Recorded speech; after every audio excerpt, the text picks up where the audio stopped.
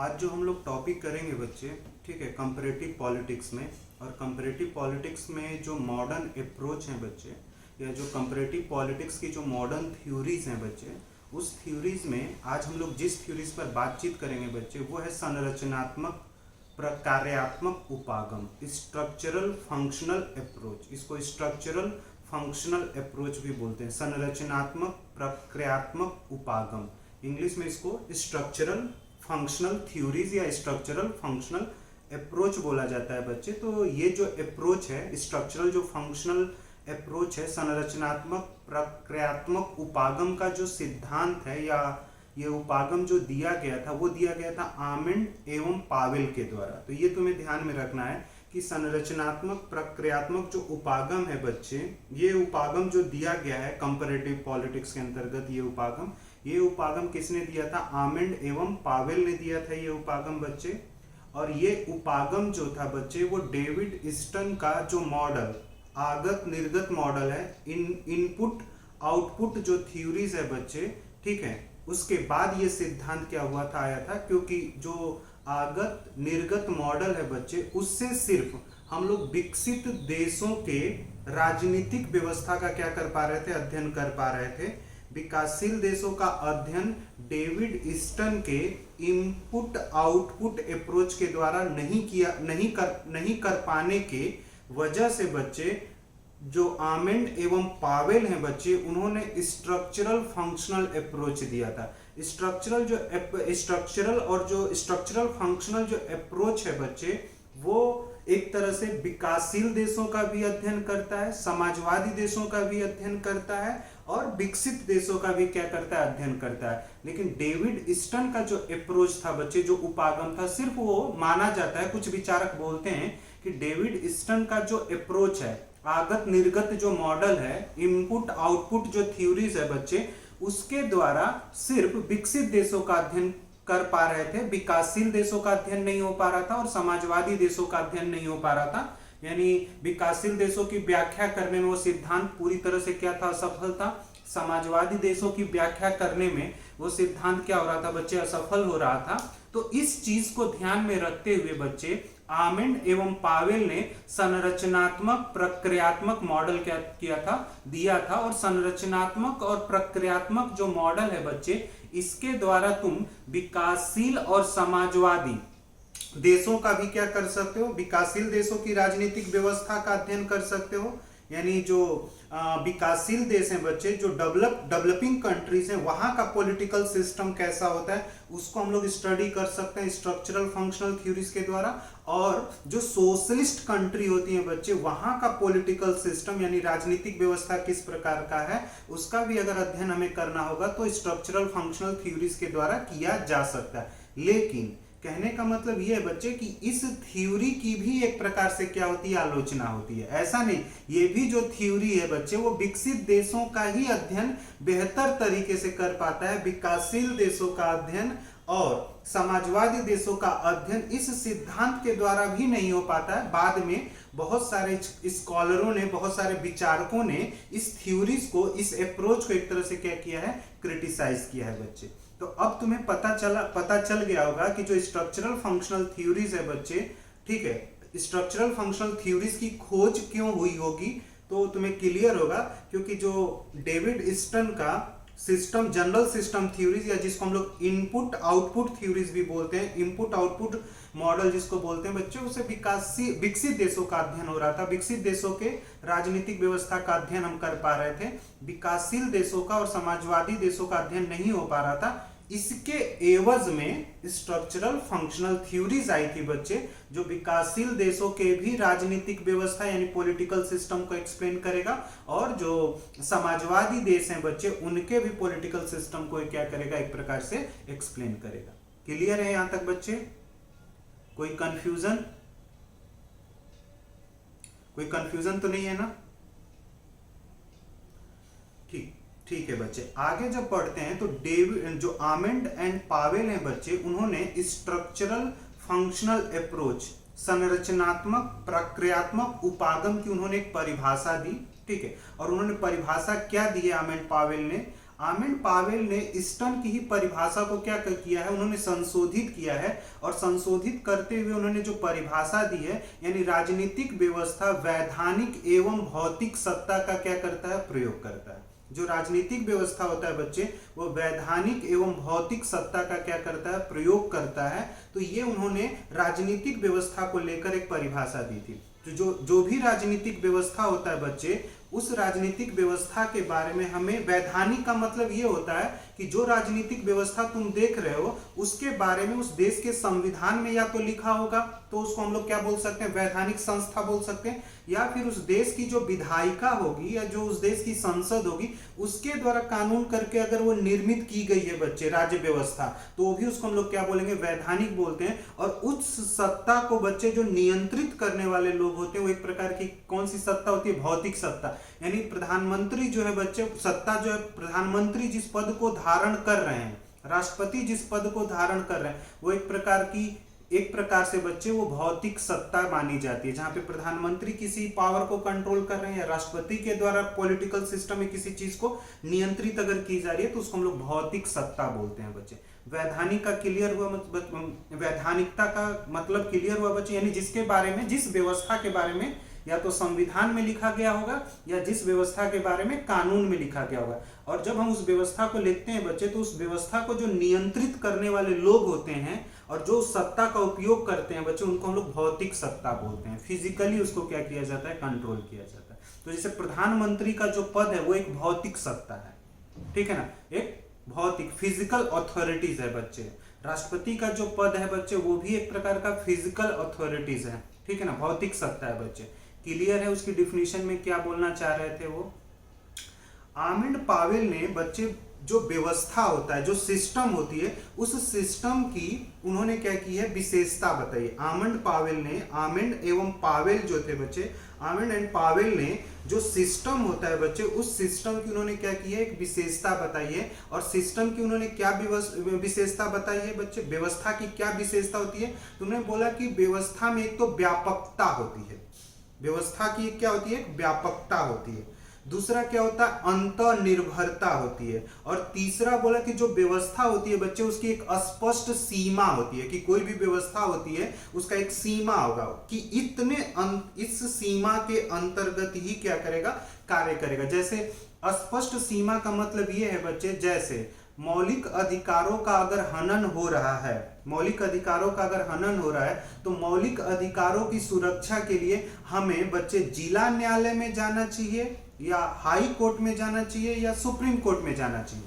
तो high court और हम सुप्रीम कोर्ट में जा सकते हैं। तो कहने का मतलब उच्च न्यायालय और उच्चतम न्यायालय की जो सीमा है वो कहां तक है, मूल अधिकारों तक है। लेकिन मूल अधिकारों से जो नीचे की चीजें होती हैं बच्चे, वो कहां पे आएंगी, जिला न्यायालय के अंतर्गत आती हैं। यानी मूल अधिकार जो है वो किस सीमा के अंतर्गत आता है, उच्च न्यायालय के सीमा के क्षेत्र के अंतर्गत आता है, उच्चतम न्यायालय की सीमा। तो हर एक जो व्यवस्था होती है बच्चे, उसका एक सिस्टम होता है, उसकी एक सीमा होती है। जैसे तुम जिस एरिया में रह रहे होगे बच्चे, तो उस एरिया में जो पुलिस स्टेशन होगा ना बच्चे, उस पुलिस स्टेशन की एक सीमा होगी कि इस सीमा के अंतर्गत अगर कोई घटना घटित होती है तो इस पुलिस स्टेशन में जाकर आपको क्या करना है, कंप्लेन कराना है बच्चे। तो इसी तरह से जो सोसाइटी हमारी होती है, उस सोसाइटी में बहुत सारे सिस्टम होते हैं और हर एक सिस्टम की क्या होती है, एक सीमा होती है। हमारी भी एक सीमा है कि हम किसी व्यक्ति के बारे में कितना बोल सकते हैं। अगर उस सीमा के बाहर जाकर हम बोलना शुरू करेंगे बच्चे, तो वो व्यक्ति हो सकता है कि मुझे टॉर्चर कर दे, हिट करने की कोशिश करेगा बच्चे, मारपीट करने की कोशिश करेगा।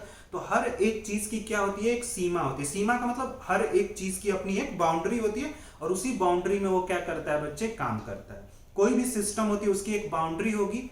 व्यापकता का मतलब ये होता है बच्चे कि जो सिस्टम होता है वो कई तत्वों से मिलकर बना होता है बच्चे। जो सिस्टम होता है, जब पद्धति, जब सिस्टम थ्योरी बता रहा था तो मैं बताया ना कि सिस्टम हम उसी को बोलेंगे बच्चे जिसमें कई तत्वों से कई तत्वों से मिलकर समूह का निर्माण हो रहा है। उस समूह को हम सिस्टम तब बोलेंगे बच्चे जब एक तत्व दूसरे तत्व पर क्या हो, निर्भर हो। तो जब कई तत्व मिल जाते हैं बच्चे और उसके वजह से कोई व्यवस्था बनेगा तो उसको व्यापकता बोल सकते हैं बच्चे। तो जो हमारा पॉलिटिकल सिस्टम है बच्चे, जो हमारा पॉलिटिकल सिस्टम है, वो सिस्टम कई तत्वों से मिलकर बनता है बच्चे, इसलिए उस व्यवस्था को हम लोग क्या बोलते हैं, व्यापकता। व्यापकता का मीनिंग क्लियर हुआ, यानी कई तत्वों से अगर कोई चीज मिलकर बनी है बच्चे, तो उस वस्तु को या उस ऑब्जेक्ट को हम क्या बोल सकते हैं, कंप्रेहेंसिव बोल सकते हैं, व्यापक बोल सकते हैं। अब जब कई तत्वों से मिलकर वो चीज बनी है तो व्यापक हो गई। अगर कई तत्व, जो तत्व है बच्चे, एक तत्व में परिवर्तन लाने से अगर दूसरे तत्व में परिवर्तन हो रहा है तो उसको हम क्या बोलते हैं, अंतर्निर्भरता। सिस्टम की तो यही परिभाषा होती है ना। डेविड स्टन ने भी यही बोला था कि जो सिस्टम हम उसी को बोलेंगे जहां पे एक तत्व दूसरे तत्व को क्या करे, प्रभावित करे। ठीक है, और कई तत्वों से उन्होंने पूरे तरह से सिस्टम की व्याख्या नहीं की थी। यहाँ पे जो आर्मेंड पावेल है बच्चे, वो व्यवस्था की पूरी एक प्रकार से क्या कर रहे हैं, व्याख्या कर रहे हैं। वो व्यापकता क्या होती है उसकी भी मीनिंग बता रहे हैं, अंतर्निर्भरता क्या होती है उसकी भी एक मीनिंग बता रहे हैं, स्पष्ट सीमा, यानी हर एक सिस्टम की अपनी एक क्या होती है, बाउंड्री होती है, और उसी बाउंड्री में उसे क्या करना होता है, कार्य करना होता है। ठीक है ना। जैसे तुमने अभी जैसे विकास दुबे जो गैंगस्टर था, जिसको कानपुर में उसने 8 पुलिस वालों को मारा था बच्चे, और फिर जिसको एमपी के उज्जैन से गिरफ्तार किया गया था। तो उज्जैन जो आता है बच्चे वो एमपी में आता है, लेकिन एमपी से अगर यूपी पुलिस को उसको पकड़ कर लाना है बच्चे, तो उसके लिए ट्रांजिट वारंट की जरूरत पड़ती है, ट्रांजिट क्लियरेंस की जरूरत पड़ती है। और ट्रांजिट जो क्लियरेंस होता है बच्चे, वो कौन देती है, एमपी गवर्नमेंट का जो कोर्ट होता है, जिला न्यायालय होता है, उसे आप ट्रांजिट क्लियरेंस लेते और उसके बाद ही आप क्या करोगे, उसको लेकर आओगे। लेकिन वहां पर क्या किया गया, ट्रांजिट जो क्लियरेंस लेना था वो लिया ही नहीं गया। इसी तरह से क्या हो गया उसका, तो इस चीज को भी लेकर लोग क्या कर रहे थे, क्लियरेंस, मतलब एक चीज को भी लेकर एक डिबेट और डिस्कशन हो रहा था कि यूपी पुलिस जब एमपी बॉर्डर, क्योंकि अगर कोई क्रिमिनल है जो बच्चे, यूपी का क्रिमिनल है, अगर वो एमपी में चला जाता है तो उसको गिरफ्तार करने के लिए बच्चे आपको एमपी जो गवर्नमेंट है बच्चे, और वहां पे जो सिस्टम है उसे क्या करना पड़ेगा, आपको परमिशन लेना पड़ेगा, तभी आप उसको क्या कर सकते हैं, गिरफ्तार कर सकते हैं बच्चे। ठीक है, तो चाहे वो एसटीएफ हो, एसटीएफ को पावर होता है कि वो अपनी सीमा के अंतर्गत तो इन्वेस्टिगेशन कर ही सकता है, लेकिन किसी स्टेट एसटीएफ को दूसरे के सीमा में भी इन्वेस्टिगेशंस करने का क्या होता है, परमिशन होता है, लेकिन वहां के लोकल पुलिस के मदद के द्वारा। तो हर एक, समझ में आया बच्चे की बाउंड्री क्या होती है, हर एक सिस्टम की अपनी क्या होती है, बाउंड्री होती है। जैसे तुम्हारा जो घर है बच्चे, उसकी एक बाउंड्री है, उसमें तुम्हारे परमिशन से ही कोई आ सकता है, तुम्हारे परमिशन से, बिना तुम्हारे परमिशन के कोई आ रहा है बच्चे, तो तुम बोल सकते हो कि आप इस सिस्टम का एक तरह से क्या कर रहे हैं, अवहेलना कर रहे हैं, उल्लंघन कर रहे हैं बच्चे। क्लियर हुआ कि अंतर्निर्भरता क्या होती है, व्यापकता क्या होती है, और स्पष्टता।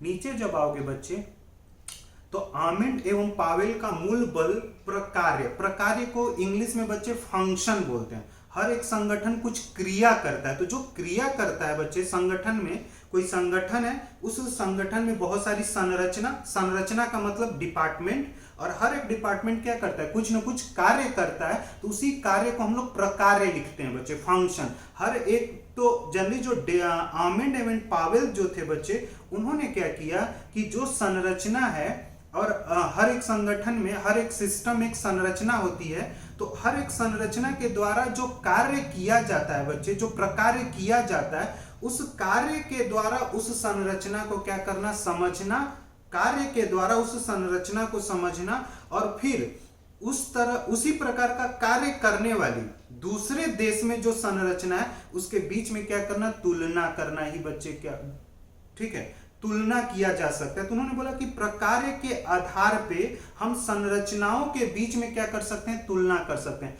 फंक्शन के आधार पे हम स्ट्रक्चर का क्या कर सकते हैं बच्चे, कंपैरिजन कर सकते हैं। स्ट्रक्चर को हम समझ सकते हैं, और स्ट्रक्चर को जो समझा जा सकता है वो किसके बेसिस पर समझा जा सकता है, फंक्शन के बेसिस पर। यानी स्वास्थ्य मंत्रालय एक स्वास्थ्य विभाग है बच्चे, और एक शिक्षा विभाग है, तो स्वास्थ्य और शिक्षा विभाग में अंतर करना होगा, तो किस आधार पे करोगे, संरचना के आधार पे अंतर करोगे कि उनके कार्य को देखते हुए अंतर करोगे बच्चे। एक स्वास्थ्य विभाग है आपके पास, ठीक है, और वो भी कुछ कार्य करता है, और एक शिक्षा विभाग है, वो भी कार्य करता है। इन दोनों में अगर अंतर को समझाना होगा बच्चे कि स्वास्थ्य विभाग जो है वो स्वास्थ्य से संबंधित सुविधा, तो उसके लिए आप क्या करोगे, क्या करते हो बच्चे,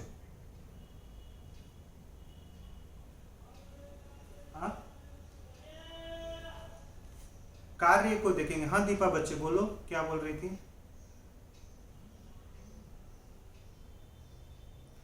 उनके फंक्शन को हम देखकर क्या करेंगे, उनकी संरचना को क्या करेंगे, समझने की कोशिश करें।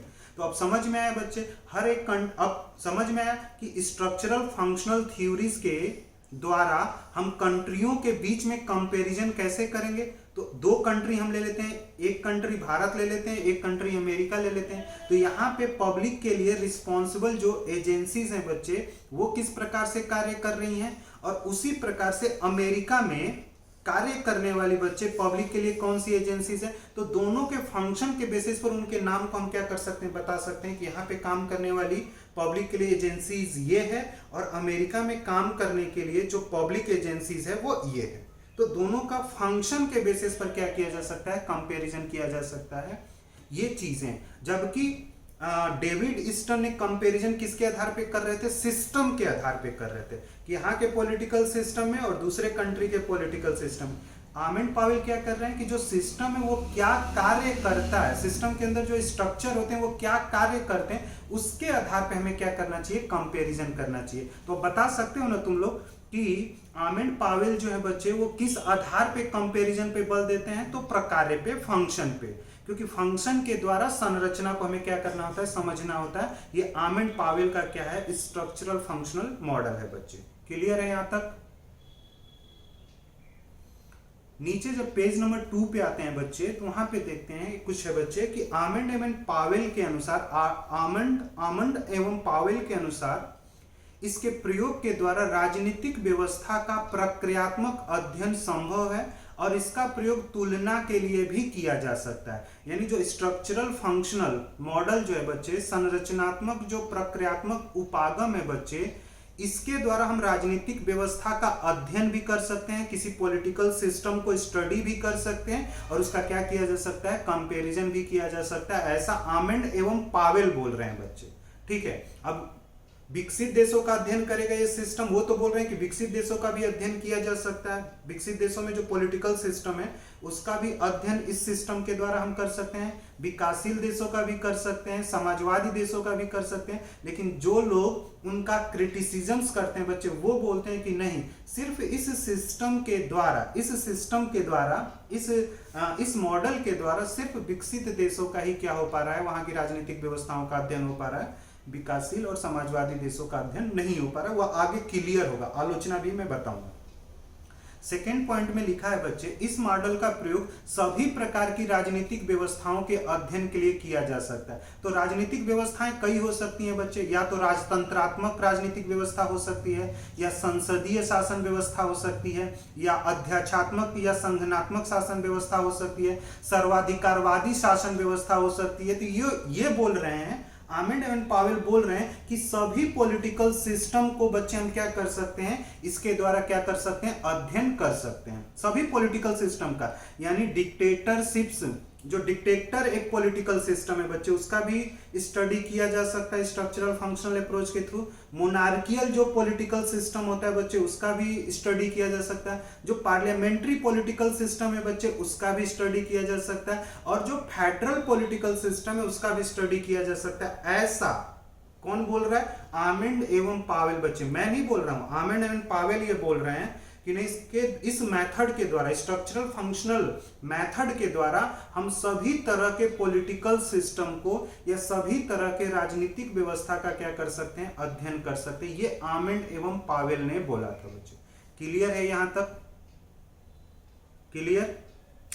थर्ड जो पॉइंट आओगे बच्चे, वहां पे मैंने लिखा है कि आर्मेंड एवं पावेल के अनुसार राजनीतिक व्यवस्था का अध्ययन एवं इसके विकास का अध्ययन भी इसी उपागम के द्वारा किया जा सकता है। यानी कोई जो स्ट्रक्चरल फंक्शनल थ्योरीज है बच्चे, इसके द्वारा हम पॉलिटिकल सिस्टम को तो स्टडी कर ही सकते हैं, और वो पॉलिटिकल सिस्टम किस तरह से विकसित हुआ है, किस तरह से उसका विकास हुआ है बच्चे, उसको भी अध्ययन किया जा सकता है। ऐसा आर्मेंड एवं पावेल का बोलना है बच्चे। अगर किसी कंट्री में पार्लियामेंट्री सिस्टम एक्सेप्ट किया जा रहा है, तो पार्लियामेंट्री सिस्टम को एक्सेप्ट करने के पीछे का क्या रीजन है बच्चे, पीछे क्या कारण है, इसको भी पता किया जा सकता है स्ट्रक्चरल फंक्शनल थ्योरीज के द्वारा। ये बोल रहे हैं कौन, आर्मेंड एवं पावर। यानी किसी देश में संसदीय शासन प्रणाली व्यवस्था अगर अपनाई जा रही है तो क्यों अपनाई जा रही है, इसका पता किया जा सकता है किसके द्वारा, स्ट्रक्चरल फंक्शनल अप्रोच के द्वारा। बच्चे आई बात समझ में। तो उसके विकास को भी हम क्या कर सकते हैं, किस तरह से वो डेवलप्ड हुआ, इसको भी पता किया जा सकता है। और उसकी पॉलिटिकल सिस्टम को हम लोग बच्चे क्या कर सकते हैं, स्टडी भी कर सकते हैं बच्चे। क्या कोमल आवाज नहीं आ रही है क्या? कोमल बच्चे आवाज नहीं आ रही है क्या मेरी?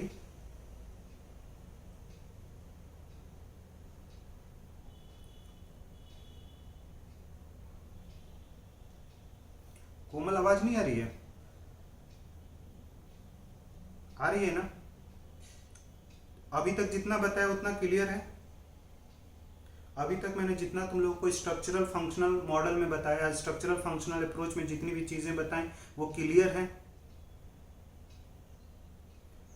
क्लियर है? डेविड स्टर्न से कंपैरिजन कर पा रहे हो? डेविड स्टर्न के सिस्टम, जनरल सिस्टम मॉडल से स्ट्रक्चरल फंक्शनल मॉडल को कंपैरिजन कर पा रहे हो अपने दिमाग में या नहीं? डेविड स्टर्न का जो स्ट्रक्चरल मॉडल, जो डेविड स्टर्न का जो जनरल सिस्टम थ्योरीज है बच्चे, और जो आर्मेंड एंड पावेल का जो स्ट्रक्चरल फंक्शनल अप्रोच है बच्चे, इसको तुम तुलना कर पा रहे हो अपने माइंड में या नहीं, कि रट रहे हो, रटने की कोशिश करोगे उसको? कंपैरिजन समझ में आ पा रहा है या नहीं आ पा रहा है? मतलब डेविड स्टर्न ने किन चीज़ों के बारे में बताया था, ठीक है, और जो आर्मेंड एवं पावेल हैं बच्चे, वो स्ट्रक्चरल फंक्शन में क्या समझा रहे हैं, ये क्लियर हो पा रहा है तुम्हारे माइंड में, कि रटना पड़ेगा तुम्हें? क्लियर हो रहा है ना? ठीक है बच्चे, आगे हम बढ़ते हैं। और यहाँ पे आगे आओगे बच्चे, राजनीतिक व्यवस्था के प्रकार के कुछ उदाहरण है बच्चे। स्पीकर एक बार ऑफ कर लेना।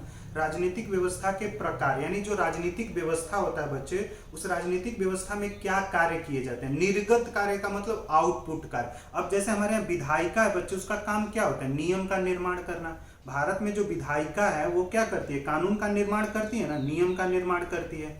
नियम का क्रियान्वयन कौन करता है बच्चे, कार्यपालिका करती है नियम का कार्यान्वयन। तो ये क्या है, इसी को प्रकार्य बोला, इसी को फंक्शन बोला जाता है कि विधायिका हमारे यहाँ कार्य, यानी लेजिस्लेचर जो है बच्चे, वो क्या, उसका काम क्या होता है, क्रिएट द लॉ। लॉ जो होता है वो उसको क्रिएट करने की रिस्पॉन्सिबिलिटी जो है वो किसको दी गई है, लेजिस्लेचर को दी गई। और ठीक है, और प्रोक्लेमेशंस ऑफ अ लॉ, ठीक है ना, लॉ को प्रोक्लेम करने की रिस्पॉन्सिबिलिटी जो दी गई है, ठीक है ना, इम्प्लीमेंटेड द लॉ, वो किसको हमने दे दिया है, कार्यपालिका को, एग्जीक्यूटिव को बोले। एग्जीक्यूटिव का काम क्या होता है, नियम को लागू करना।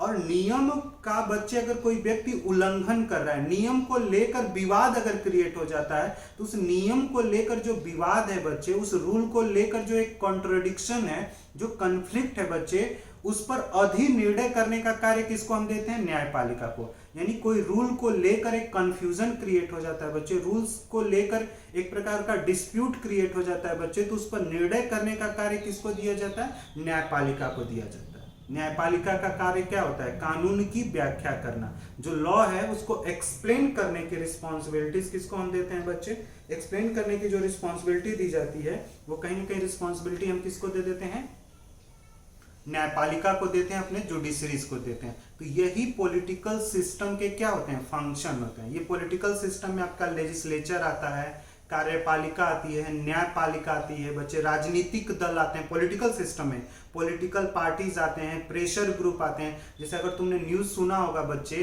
तो जैसे तुमने देखा होगा कि अभी राजस्थान में सचिन पायलट और उनके कुछ सहयोगी जो थे वो सरकार गिराना चाहते थे, ठीक है, और सरकार गिराने की कोशिश कर रहे थे, या कुछ अपनी मांगे ऐसी रख रहे थे, जो वहां पे जो कांग्रेस सरकार थी वो उनकी मांगों को मानने के लिए क्या थी, तैयार नहीं थी, तो वो सरकार गिराने की कोशिश कर रहे थे। तो उसमें क्या हुआ, जो कांग्रेस सिस्टम है, जो कांग्रेस पार्टी है बच्चे, उन्होंने क्या किया, अनुशासनात्मक कार्रवाई, डिसिप्लिनरी एक्शन के तहत सचिन पायलट और उनके सपोर्टर जो इतने भी थे, जो सपोर्ट कर रहे थे विधायक, उन सभी को कुछ समय के लिए क्या कर दिया, कांग्रेस से ही बाहर कर दिया, और उनकी सदस्यता निरस्त करने की क्या होनी शुरू हो गई, मांग होनी शुरू हो गई बच्चे।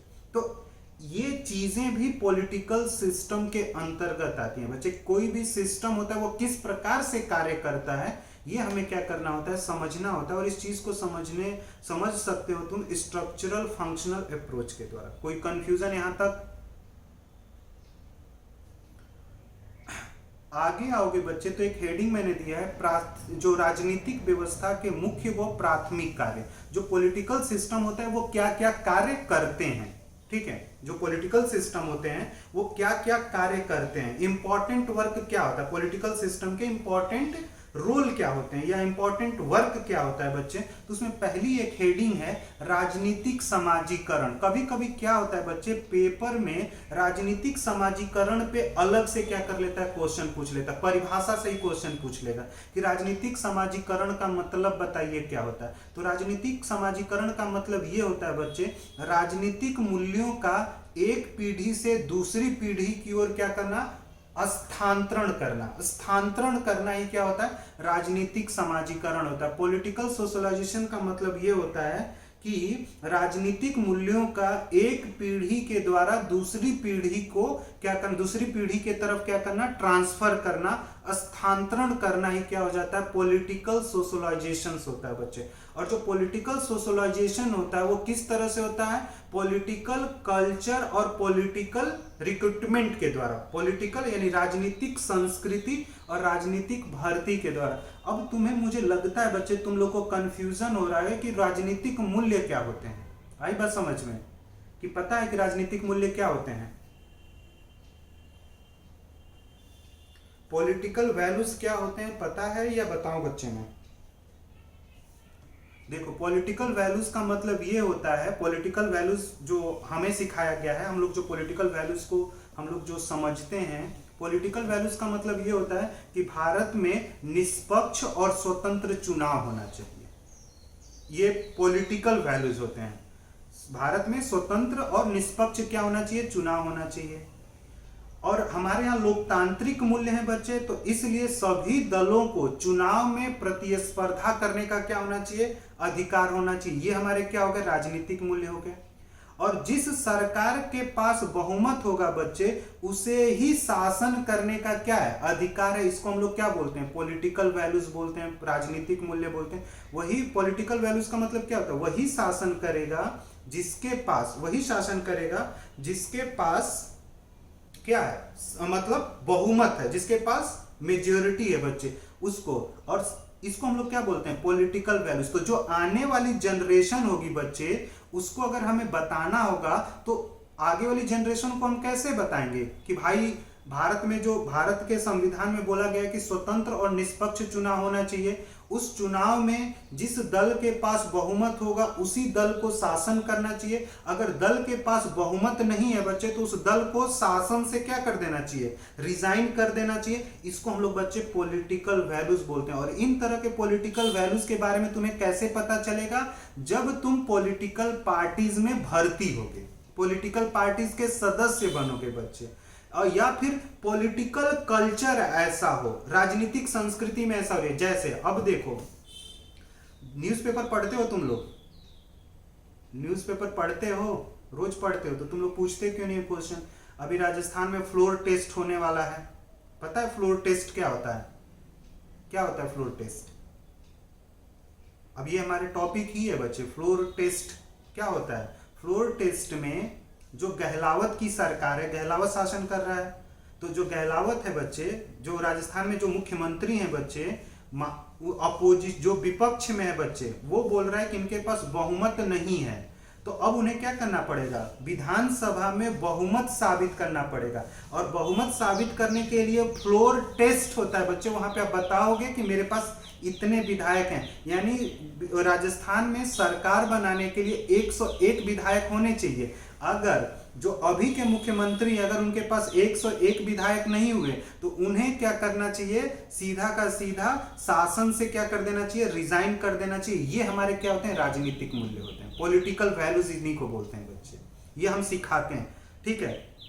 पॉलिटिकल वैल्यूज का मतलब यही होता है कि भारत में एक लोकतंत्र है, इस लोकतंत्र में सभी दलों को चुनाव में हिस्सा लेने का अधिकार है, चुनाव में प्रतिस्पर्धा करने का अधिकार है, और जो वोटर हैं बच्चे, उनको अपने तरफ आकर्षित करने का क्या अधिकार है, वो प्रचार के द्वारा करिए, ठीक है, किसी तरह से, लेकिन तरीका आपका क्या होना चाहिए, सही होना चाहिए। पॉलिटिकल वैल्यूज यही बोलता है बच्चे, ठीक है ना।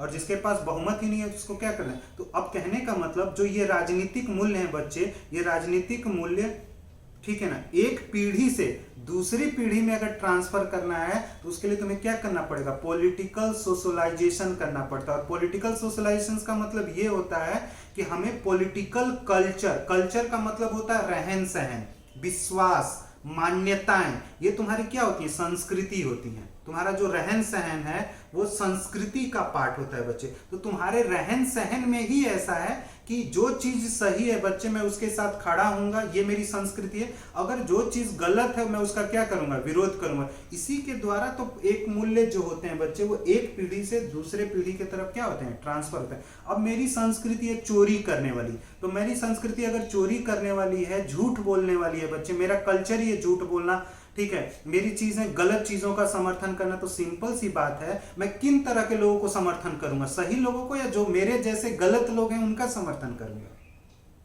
जो गलत लोग हैं उन्हीं का मैं समर्थन। तो संस्कृति का मतलब होता है रहन सहन, विश्वास और मान्यताएं, और तुम्हारा अभिवृत्ति, तुम्हारा एट्यूड्स, ये किसके अंतर्गत आती है, संस्कृति के अंतर्गत आती है।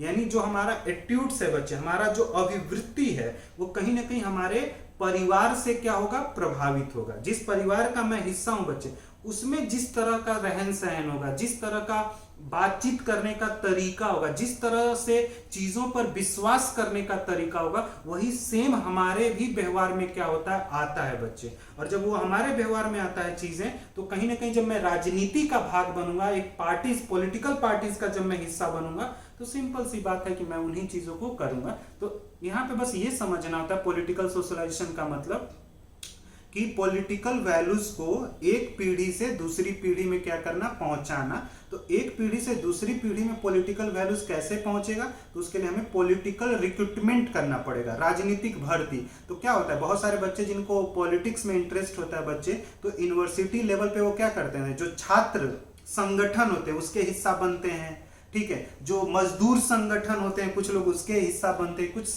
किसान संगठन के हिस्सा, इस तरह से वो लोग राजनीति में क्या होते हैं, रिक्रूट होते हैं बच्चे।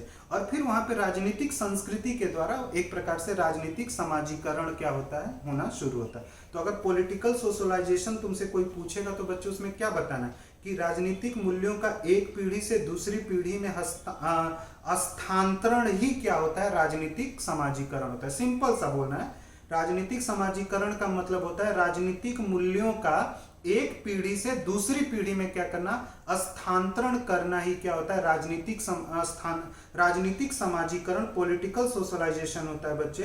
तुमसे कोई ये पूछ सकता है कि राजनीतिक मूल्य क्या होते हैं, तो तुम्हें बताना पड़ता है कि भारत राजनीतिक मूल्य का मतलब, राजनीतिक मूल्य में जैसे उदाहरण के रूप में भारत में स्वतंत्र और निष्पक्ष चुनाव होना चाहिए, जिस दल के पास बहुमत हो उसे ही शासन करने का अधिकार होना चाहिए, जिस दल के पास बहुमत नहीं है उसे शासन करने का अधिकार नहीं होना चाहिए, अपराधियों को चुनाव में हिस्सा नहीं लेना चाहिए। ये हमारे क्या है बच्चे, राजनीतिक मूल्य हैं। बता सकते हो ना, पॉलिटिकल वैल्यूज के उदाहरण तो आप दे सकते हो ना कि पॉलिटिकल वैल्यूज क्या होते हैं। तुमसे अगर कोई पूछे कि संस्कृति क्या होती है, वो आगे और भी क्लियर होगा। तो संस्कृति में तुम्हारा रहन सहन, तुम्हारा विश्वास और तुम्हारी मान्यताएं जो होती हैं वो किसका हिस्सा होती हैं बच्चे, संस्कृति का होती है। तुम्हारा रहन सहन, किसी चीज पर विश्वास करने का तरीका, ये भी संस्कृति के अंतर्गत आता है। तुम्हारी अभिवृत्ति भी संस्कृति के अंतर्गत ही क्या होती है बच्चे, आती है बच्चे, ठीक है। अब नीचे आओगे बच्चे तो नेक्स्ट हेडिंग मैंने दिया है पॉलिटिकल कल्चर, यानी व्यवस्था को देखने का अलग अलग दृष्टिकोण। तो किसी व्यवस्था को लेकर हर एक व्यक्ति का दृष्टिकोण क्या होता है बच्चे, अलग अलग होता है। कुछ लोगों का राजनीति को लेकर बच्चे दृष्टिकोण क्या होगा, अलग होगा। कुछ लोगों के लिए राजनीति एक गंदी चीज है, कुछ लोगों के लिए राजनीति जो है, पॉलिटिक्स जो है वो एक अच्छी चीज है। तो संस्कृति का मतलब ये होता है कि हर एक व्यक्ति का किसी विषय को देखने का दृष्टिकोण। कुछ विषय जो, कुछ लोग तुम्हें मिलेंगे बच्चे जो एकदम निगेटिव ही बात करते हैं, तो उनका अप्रोच क्या हो गया, निगेटिव अप्रोच के लोग हैं, उनका दृष्टिकोण ही जो है एकदम पूरी तरह से क्या है, नकारात्मक है। कुछ लोग थोड़ा सा सकारात्मक तरीके से भी देखते हैं बच्चे। पॉलिटिकल भर्ती यानी पॉलिटिकल रिक्रूटमेंट क्या होता है बच्चे? पॉलिटिकल रिक्रूटमेंट का मतलब होता है राजनीतिक समाजीकरण के उद्देश्य ही राजनीतिक भर्ती को क्या करते हैं? आसान बनाते हैं। यानी राजनीतिक समाजीकरण जो है बच्चे, जो पॉलिटिकल सोशलाइजेशन है बच्चे, और पॉलिटिकल सोशलाइजेशन का जो ऑब्जेक्टिव है बच्चे, वो ऑब्जेक्टिव तभी अचीव होगा जब लोग राजनीतिक भर्ती यानी दलों के सदस्य बने, दबाव समूह के सदस्य बने, विभिन्न राजनीतिक गतिविधियों में भाग लें, तब जाकर पॉलिटिकल सोशलाइजेशन के ऑब्जेक्टिव जो है बच्चे वो क्या होते हैं? अचीव होते हैं। अब तुम राजनीतिक समाजीकरण में बच्चे, तुम समाज की क्या करना चाहते हो? समस्याएं हैं समाज में, गरीबी एक समस्या है, समाज में एक अशिक्षा एक समस्या है, समाज में बेरोजगारी है। तो इन सारी समस्याओं को तुम क्या करना चाहते हो? दूर करना चाहते हो। तो बच्चे ये समस्याएं दूर कैसे होंगी? जब हम लोग किसी न किसी राजनीतिक दल के सदस्य के रूप में बन जाएं, या छात्र संघ जैसे जो संगठन है उसका हिस्सा बन जाए बच्चे, या फिर राजनीतिक गतिविधियों में भाग लेना शुरू कर दें, जैसे आंदोलन जैसी जो चीजें होती हैं बच्चे, उसमें भाग जब लेंगे बच्चे, तो कहीं ना कहीं एक प्रकार से राजनीतिक समाजीकरण के जो उद्देश्य होते हैं बच्चे वो प्राप्त किए जा सकते हैं। तो पॉलिटिकल रिक्रूटमेंट का मतलब ये होता है पॉलिटिकल सोशलाइजेशन के ऑब्जेक्टिव को अचीव करने का जो मीन्स है बच्चे, वही पॉलिटिकल रिक्रूटमेंट होता है बच्चे। पॉलिटिकल रिक्रूटमेंट के बारे में पूछा जाए तुमसे कि पॉलिटिकल रिक्रूटमेंट क्या होता है, तो किसी दल का सदस्य बनना, दबाव समूह का सदस्य बनना, राजनीतिक जो गतिविधियां होती हैं बच्चे उसमें क्या करना, एक प्रकार से हिस्सा लेना ही पॉलिटिकल रिक्रूटमेंट होता है बच्चे। क्लियर है इतना या नहीं? हेलो बच्चे, आवाज आ रही है मेरी? पॉलिटिकल रिक्रूटमेंट क्लियर है? राजनीतिक भर्ती क्या होती है समझ में? आवाज क्लियर नहीं आ रही है बच्चे? हाँ दीपा बच्चे, क्या बोल रहे हो बच्चे?